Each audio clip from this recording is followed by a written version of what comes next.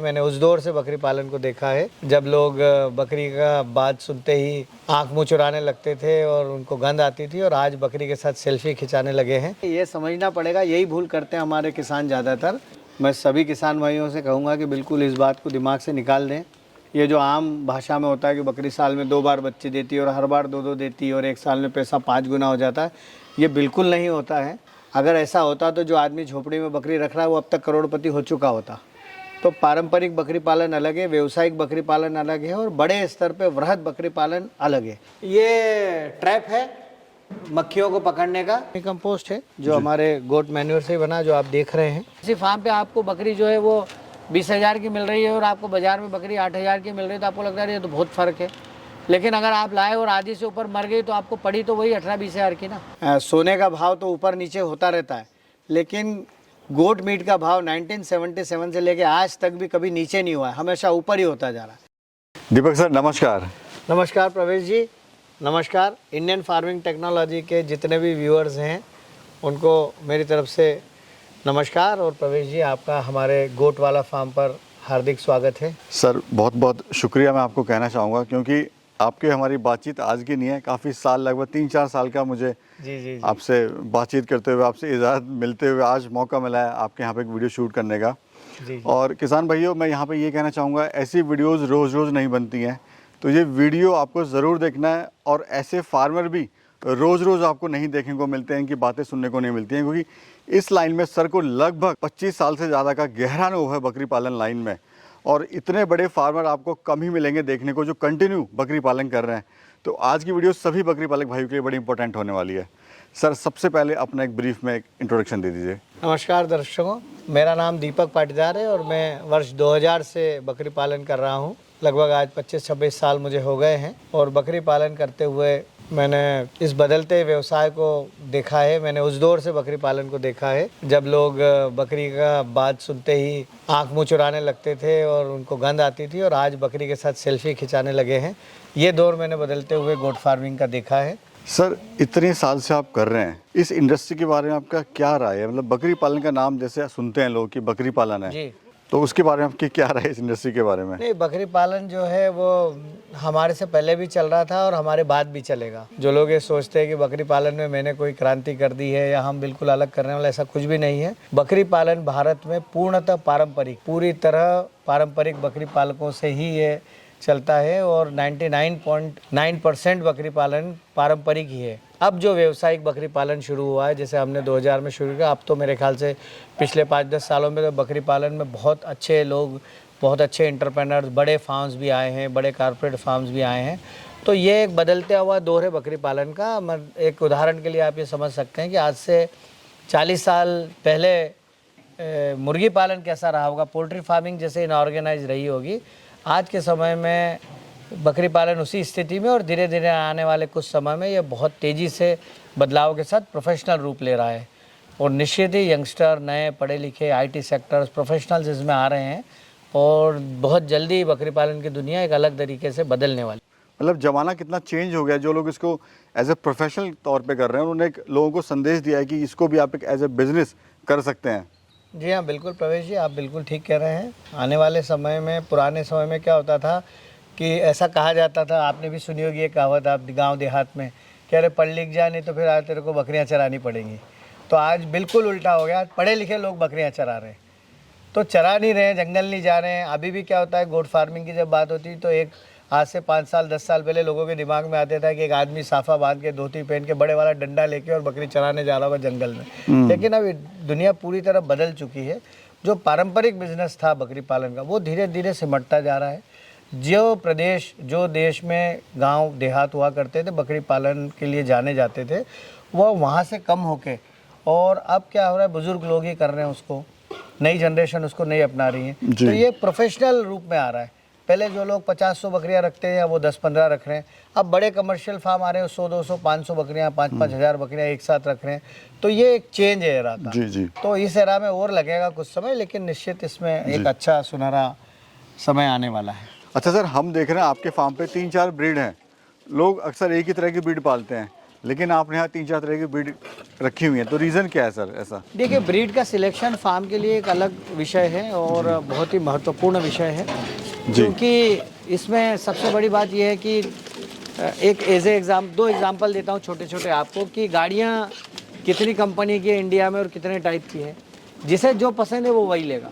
वैसे ही आप कपड़े देखिए कि कपड़े इंडिया में कितने टाइप के हैं, लेकिन हर आदमी की कलर चॉइस अलग है। तो उसी तरीके से ब्रीड में भी क्या है, पालना अपनी जगह है और लोगों की पसंद अपनी जगह है। लेकिन आपको बिजनेस मोटिव में सिलेक्शन इसलिए करना पड़ेगा। अगर आप ईद के लिए जाना चाहते हो तो आप सोजत पे, पतीरा पे जा सकते हैं।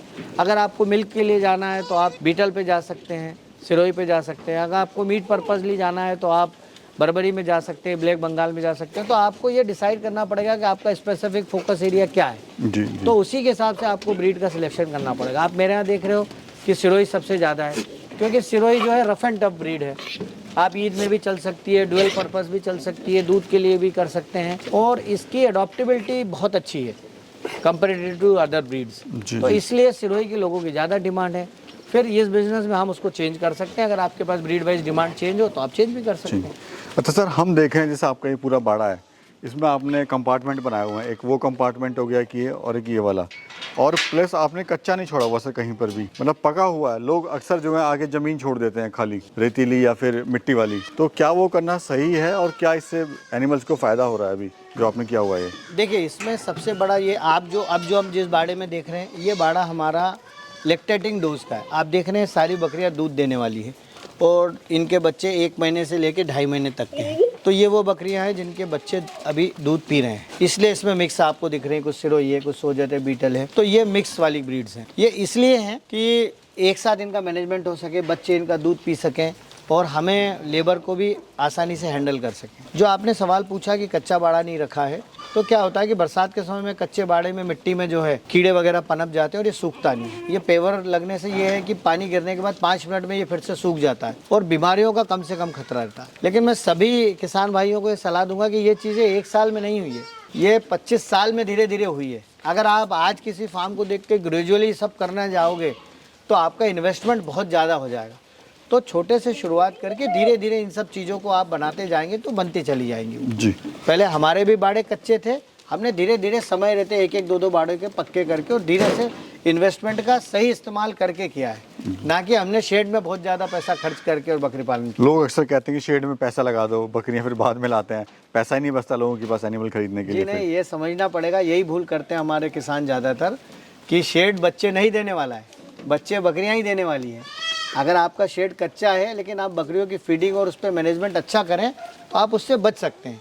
बच्चों के लिए सबसे ज़्यादा कच्चा बाड़ा समस्या होता है, तो बच्चों का बाड़ा पक्का रख लें, बच्चों के बाड़े में हाइजीन मेंटेन करें। अच्छा सर, हम देख रहे हैं आप बच्चों की जो काफ़ी हेल्थी आपके यहाँ पर बच्चे हैं, तो उनकी देख रेख आप कैसे करते हैं, कैसा मैनेजमेंट है आपका? देखिए, जैसे मैंने अभी बताया कि बकरी पालन में सबसे ज़्यादा बच्चों की समस्या होती है। लोगों के यहाँ किड्स मॉर्टेलिटी हमारे यहाँ भी होती थी और अभी भी होती है, ऐसा कोई नहीं है। लेकिन आप जितना अच्छा मैनेजमेंट रखेंगे, किड्स की मॉर्टेलिटी आप कंट्रोल कर सकते हैं। जैसे अभी आप उदाहरण के तौर पे देखिए, ये ठंड का समय चल रहा है, इसलिए सारे बच्चों को हम रात में केज के अंदर रखते हैं। केज पूरी तरह बंद हो जाता है, उसके बाद फिर इसको हम इस तरह से बंद कर देते हैं, जिससे कि एनिमल जो है या बच्चे जो हैं वो ठंड से बच जाएँ। मैंगनी वगैरह, पेशाब वगैरह सब नीचे निकल जाती है इनकी, तो वो गंदे नहीं होते हैं। दिन के समय में ये देखिए, आप जो छोटे बच्चे हैं इनको आप देखिए, ये सभी अभी लगभग 5 से 6 दिन के बच्चे हैं। अब इन बच्चों को अगर हम पूरी तरह बंद रखते हैं तो अमोनिया की प्रॉब्लम होती है, इसलिए खुले में रख रहे हैं। खुले में आपने छोड़ दिया, मैटिन पे रखे हुआ है इनको, जी, ताकि ये गंदे नहीं हो। ये जो आज और कल के बच्चे हैं, 2 दिन के बच्चे हैं, अभी भी इनको पूरी तरह बंद रखा हुआ है जी जी, ताकि ये बाहर का इन्फेक्शन इनको नहीं लगे। 8 से 10 दिन के बाद जो है ये पूरी तरह कंट्रोल हो बाहर आएंगे। उसके बाद रात के समय में जब बहुत ज़्यादा जब ठंड पड़ती है तो हम बच्चों को यहाँ कर लेते हैं। यहाँ हमने टेम्परेचर मीटर वगैरह लगा रखा है, मैटिंग डाल रखी है और इसको बंद कर देते हैं। इंफ्रारेड लैंप जो है ये 20 से 25 बकरों के लिए ये सफिशिएंट बच्चों के बाड़े के लिए है। ये सिर्फ बच्चों के मैनेजमेंट के लिए, ताकि अगर टेम्परेचर 10 डिग्री से नीचे जाता है तो हम उसको लाइट से कंट्रोल कर देते हैं। दीपक सर, ऐसी कुछ 3 ऐसी बातें बताइए जिससे कि बच्चे हैं उनकी मॉर्टेलिटी कम से कम हो या फिर रोका जा सके उनको। देखिए, महत्वपूर्ण तो ये है कि उन्हें इन्फेक्शन से बचाएं। नंबर 1, जैसे ही बच्चे पैदा हों उन्हें मिट्टी वगैरह से बचाएं, नंबर 1। नंबर 2, दूध लिमिटेड पिलाएं। 10 से 15% बॉडी वेट के हिसाब से ही दूध पिलाएं। ज़्यादा दूध पीने से ही बच्चे मरते हैं, कम दूध से बच्चे नहीं मरते हैं। और दूध पिलाने से पहले बकरियों के थनों को ज़रूर धोएं, पोटेशियम परमैंगनेट से उनको धोएं, उसके बाद ही दूध पिलाएं। तो पहला सोर्स ऑफ इन्फेक्शन वहीं से। और दूसरा, मिट्टी खाने से बचाएं। लिवर टॉनिक और कैल्शियम का प्रयोग करें, उससे बिल्कुल आपकी मोर्टेलिटी में काफ़ी हद तक कंट्रोल हो। जी सर, हम देख रहे हैं आपने बच्चों के लिए बेड बनाए हुए हैं ये। जी हाँ, ये बच्चों के खेलने के लिए है। कभी बच्चे इन पे बैठते हैं, कभी कभार बरसात के समय जब ये खुलते हैं और अगर नीचे गीला रहता है तो बच्चे इसके ऊपर बैठ जाते हैं। इससे एक तो उनका गीलापन नहीं लगेगा और बीमारी से बचे रहेंगे। जी जी जी। सर, बकरी पालन की जब भी बात आती है, लोग रातों रात इसमें अमीर बनना चाहते हैं, तो क्या सच्चाई है सर इसमें? क्या अमीर बना जा सकता है रातों रात? नहीं, बिल्कुल रातों रात अमीर बनने का फार्मूला बकरी पालन कदापि नहीं है। मैं सभी किसान भाइयों से कहूँगा कि बिल्कुल इस बात को दिमाग से निकाल दें। ये जो आम भाषा में होता है कि बकरी साल में 2 बार बच्चे देती है और हर बार 2-2 देती है और एक साल में पैसा 5 गुना हो जाता है, ये बिल्कुल नहीं होता है। आप बकरी पालन को सिंपल फार्मूले से समझिएगा। अगर एक साल में एक भी बच्चा मिल गया और हमने उसे बचा लिया तो भी हमें बकरी पालन से लाभ होगा। ये सिर्फ जल्दीबाजी में करने वाली बातें हैं। अगर ऐसा होता तो जो आदमी झोपड़ी में बकरी रख रहा है वो अब तक करोड़पति हो चुका होता। तो पारंपरिक बकरी पालन अलग है, व्यावसायिक बकरी पालन अलग है और बड़े स्तर पे वृहद बकरी पालन अलग है। इन तीनों को आप मिक्स ना करें। हमारी जैसी क्षमता है उस क्षमता के हिसाब से आप इसे करें तो निश्चित इसमें आपको लाभ होगा। जी, ये वाला कौन सा शेड है सर? ये अभी वर्तमान में हमने बनाया है 2021 में NLM योजना के अंतर्गत हमने बनाया है। 100 बकरियों का 500 बकरी की इकाई के लिए जो हमने लिया है और मध्य प्रदेश में पहला और पूरे भारत का जो है ये पहला NLM की इकाई है। और इसमें हमने जो है वो एक सिरोही नस्ल के लिए ये लिया है। अच्छा सर, हम जो देख रहे हैं जैसे आपका ये फीडर है, ये वाली सर नीचे है और ये वाली जो साइड है ये ऊंची है सर, ये वाली, तो क्या वजह है सर? क्या कुछ स्पेशल? देखिए, इसमें ऐसा है कि ये जो फीडर है ये उधर की तरफ गहरा है क्योंकि बच्चे खा रहे हैं और इधर की तरफ 4 इंच ऊंचा है। इससे ये होता है कि जब ये चारा डालते हैं तो इनके सर के ऊपर नहीं गिरता और दूसरा जो है वो ये इस तरफ बाहर चारा नहीं गिरा सकते। वेस्टेज जो है ना की कम बराबर से कम है, होता है, कम से कम होती है। अच्छा सर, ये क्या सिस्टम आपने लगा रखा है? ये ट्रैप है मक्खियों को पकड़ने का। आपने अगर सुना हो कभी, फिरोमेन ट्रैप्स होते हैं जो खेतों में लगाते हैं, तो ये मक्खियों को पकड़ने का फिरोमेन ट्रैप्स है। इसमें एक वो आता है पाउच, उसके बाद मक्खियाँ जो है इसके अंदर अपने आप आ जाती हैं, फंस जाती हैं। हाँ, तो ये पूरा मक्खियों से भर जाता है। अच्छा सर, ये क्यों आपने लगा रखा है जिस तरह से, ये हीट देने के लिए, ऊपर भेजने के लिए, ये क्या सिस्टम है? देखिए, क्या होता है कि जो गर्म हवाएं रहती है वो कोनिकल शेप में ऊपर की तरफ बढ़ती है और जो बकरी की पेशाब वगैरह से जो अमोनिया निकलती है वो ऊपर की तरफ जाती है। तो एसी वाले कंडीशन में इससे जो है वो जो हवा है और जो आपकी अमोनिया है वो इससे लिबरेट हो जाती है। अगर आप इसको थर्मल कैमरा से देखेंगे तो आपको ऊपर की तरफ गर्म हवा दिखेगी। ये जो फार्म है इसमें हमने बहुत सारी चीज़ें ऐसी की हैं जो एडजस्टेबल है। जैसे बकरियों के साइज़ के हिसाब से ये पाइपें ऊपर नीचे होती है, जब वो छोटी होती है तो नीचे करते हैं, क्योंकि बकरियां जितना चारा खाती है उससे ज़्यादा चारा ख़राब करती है, तो अपने को उस चारे को ख़राब होने से बचाना चाहिए।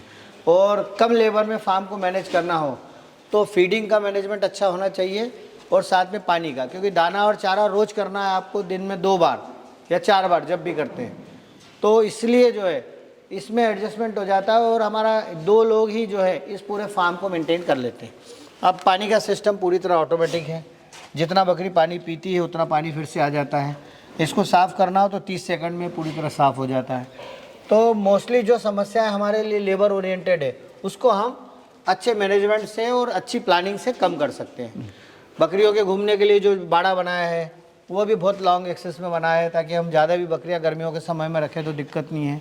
हर बाड़े में अलग से पेड़ हैं, खासकर नीम के पेड़ हैं, जिससे कि बकरियां नीम आदि खाती हैं तो डिवर्मिंग का काम होता है। जी। और ओपन टू स्काई जितनी रहती है, जितनी धूप में बकरियां रहती है उतना अच्छा रहता है उनके लिए। सर, हम देखते हैं अक्सर बकरी फार्म पे जो नमक होता है, सॉल्ट होता है, वो खुलियों में डाल दिया जाता है, लेकिन आपने यहाँ पे टांग के क्यों रखा हुआ है ये? नहीं, हमने 3 तरह के नमक इस्तेमाल करते हैं। हम जो आयोडाइज नमक है वो फीड में इस्तेमाल करते हैं। उसके अलावा ये सॉल्ट ब्रिक है, बकरियों को जितनी भी मिनरल्स और सॉल्ट्स की कमी होती है वो इससे पूरा कर लेती है। उसके अलावा सेंधा नमक वगैरह भी हम रखते हैं फीडर में। तो मोटा मोटी हमारे पास जो नमक का है वो 2 क्विंटल के आसपास तो ये महीने का नमक ही खाती है। क्योंकि अगर जितना उनकी रिक्वायरमेंट नहीं देंगे तो फिर ये मिट्टी चाटेंगी, गंदगी खाएंगी और वो बीमार पड़ेंगी। बेसिकली आज़ादी है, की रिक्वायरमेंट बिल्कुल जितनी उनकी जितना जरूरत है उतना हम पूरा करते ही हैं। उधर आपने देखा है कि ये हमने लटका हुआ नमक रखा है, उसके अलावा हम यहाँ पे सॉल्ट भी रखते हैं जिसको बकरियाँ अपने हिसाब से चाटती रहती हैं। ये देखिए उन्हीं की वजह से विटामिन मिलते रहते हैं। जी हाँ, हमें पता नहीं चलता कि उसे कितनी कमी है। सर अगर बात करें बकरी पालन में सही इनकम कितने दिन में स्टार्ट हो जाती है? देखिए बकरी पालन में इनकम का इस बात से अंदाज़ा लगा सकते हैं कि आपने प्रोजेक्ट के स्टार्ट कैसे किया। अगर आपने 8 महीने की बकरियां ली हैं तो आपको 2 साल के बाद उससे इनकम होगी। वो इसलिए कि 8 महीने की बकरी फिर आपको 1 साल तक 6 महीने रखनी है, फिर आप क्रॉस करेंगे, वो 5 महीने बाद बच्चे देगी और उससे 1 साल बाद जो बच्चा आएगा आप उसको बेचेंगे। तो जल्दी इनकम के लिए आपको फार्म का डिज़ाइन ऐसा रखना पड़ेगा कि भैया आपको 8 महीने में इनकम हो, या आपको 18 महीने में इनकम हो, या आपको 24 महीने में इनकम हो। अगर आपने बड़ी बकरी ली जो जाते ही प्रेग्नेंट हो के आपको बच्चा दे सकती है तो आपको 18 महीने में इनकम शुरू हो जाएगी। ये बेसिकली स्टार्ट के डिज़ाइन पे निर्भर करता है। अच्छा सर, हम इधर देख रहे हैं, आपने एक चीज़ बड़ी अच्छी लगी आपके फार्म पे कि यहाँ पर कुछ भी वेस्ट नहीं होता है, पानी तक भी जो है उसको इस्तेमाल किया जाता है, रिसाइकिल किया जाता है। यहाँ पर आपने ये पूरा गार्डन बना हुआ है वेजिटेबल्स का सर।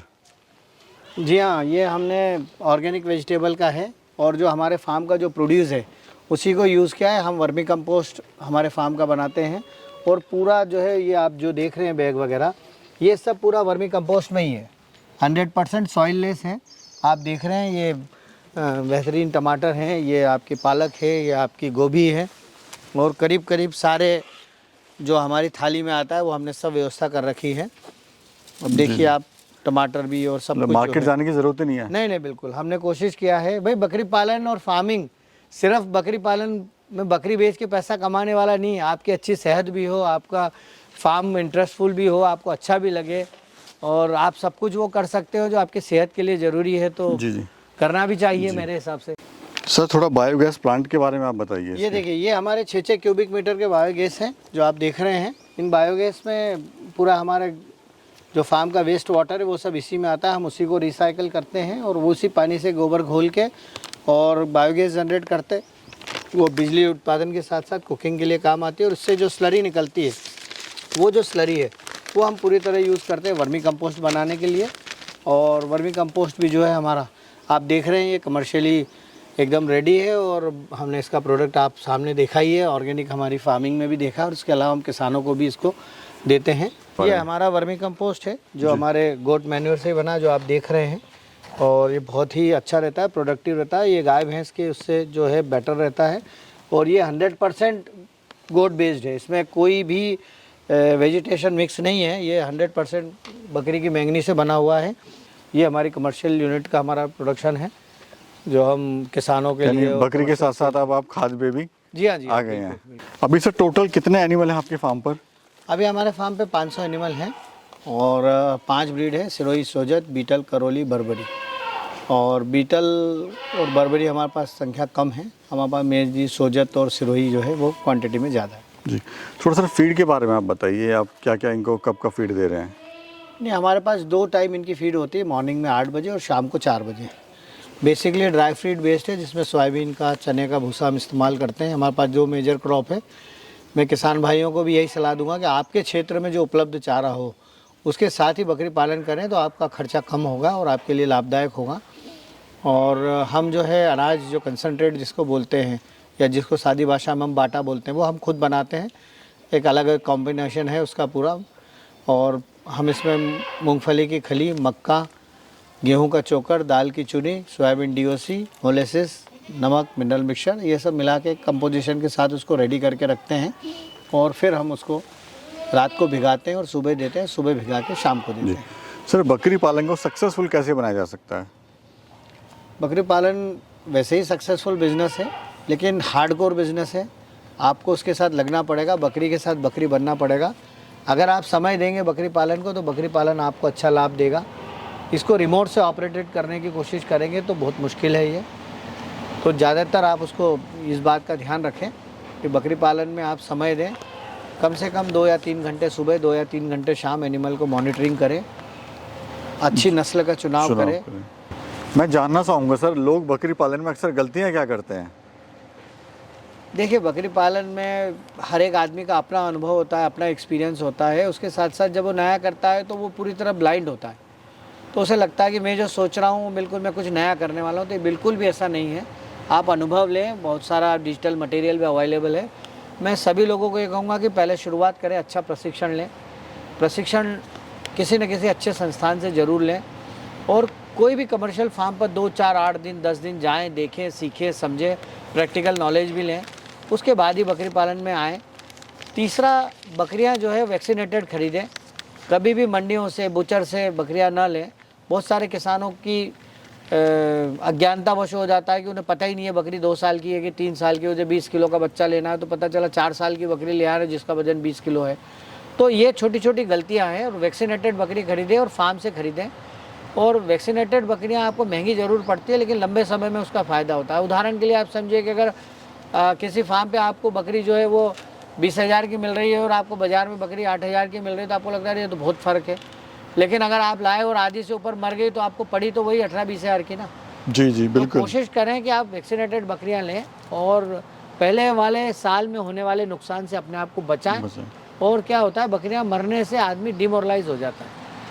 कहना सुनना अच्छा लगता है, लेकिन जब अपने सामने बकरी मरी पड़ी हुई होती है ना, तो बहुत दुख होता है। जी जी। तो किसानों का फर्स्ट फेज में इस बात का विशेष ध्यान रखें कि प्रशिक्षण लें और बकरियां अच्छी खरीदें। जी सर, अभी ऑल ओवर प्रॉफिट आपको कितना हो रहा है इस फार्म से?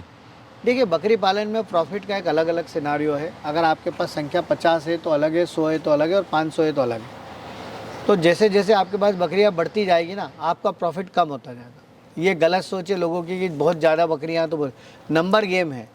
अच्छे मैनेजमेंट में अगर आप बकरी रखें, बकरी का बच्चा खरीदें, उसको बड़ा करें, छोटा बच्चा खरीद लें बकरे का, उसको खस्सी करें, ईद के लिए तैयार करें, इन सारे मॉडलों में आप देखेंगे तो एक ही चीज़ कॉमन है, आपका इनपुट कॉस्ट और आपके एनिमल की कॉस्ट। तो आप बकरी लें और बच्चे पैदा करें या कोई भी मॉडल अपनाएं, एक बकरी से लेके 3,000 से 6,000 के बीच में आपको प्रॉफिट हो सकता है। जिसके पास 50 बकरियां हैं उसका ब्रीडिंग सेटअप बहुत अच्छा चल सकता है। 100 का है और अच्छा मैनेजमेंट है तो ब्रीडिंग मेंटेन कर सकता है। तो उसको उस बकरी से भी उतना ही प्रॉफिट होगा जितना कि वो ख़रीद के लाएगा। तो अगर हम एक ओवरऑल इसके प्रॉफिट को जोड़ते हैं तो 3 से 6,000 के बीच में है। अगर आप 100 बकरियां बेचते हैं तो आप 6 लाख कमा सकते हैं, 3 से 6 लाख के बीच कमा सकते हैं। अगर आप 1,000 बकरियां बेचते हैं तो 30 से 60 लाख के बीच कमा सकते हैं। जी सर, टोटल लैंड कितनी है आपकी और ये क्या फार्म का एरिया कितना है पूरा? देखिए, हमारा जो फार्म है ये करीब 4 एकड़ में है। सादी भाषा में कहें तो 6 बीघे में है ये फार्म। और जो कंस्ट्रक्शन है ये करीब 2 एकड़ में है। और बाकी जो 3 एकड़ जगह है वो अभी खाली है, और मतलब एग्रीकल्चर उसमें हो रहा है, प्लस साथ में हम इनके लिए जो सुपर नेपियर वगैरह कल्टीवेट करते हैं वो है जी। तो फार्म जो है वो 2 एकड़ में। सर, जो हमारे दर्शक आपको देख रहे हैं या फिर जो युवा साथी गॉट फार्मिंग को करना चाहते हैं, उनको आप क्या संदेश देना चाहते हैं?